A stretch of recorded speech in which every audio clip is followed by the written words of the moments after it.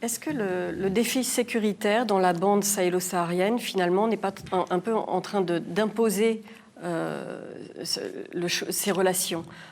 On le voit, par exemple, le président Idriss Déby du Tchad est un pilier central du dispositif sécuritaire français de Barkhane.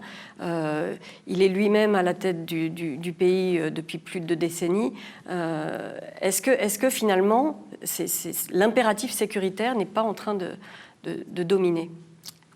Vous savez, Madame Malibo, il y a des chefs d'État de pays que je respecte beaucoup, et notamment une très grande dame d'État qui nous a fait l'honneur ainsi de se rendre auprès de nous ici au Mali, et dont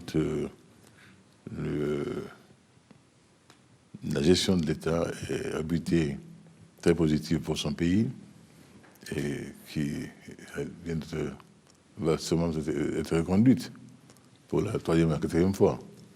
Les pays ont leurs particularités qui ne peuvent pas toujours être normées comme dans d'autres pays. Chaque pays a ses spécificités, a ses particularités. Je ne mêle pas de politique intérieure d'un pays frère.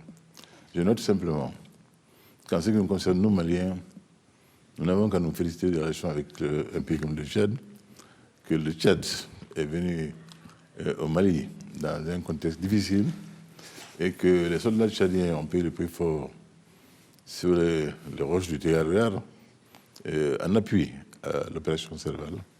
Et cela mérite qu'on le respecte.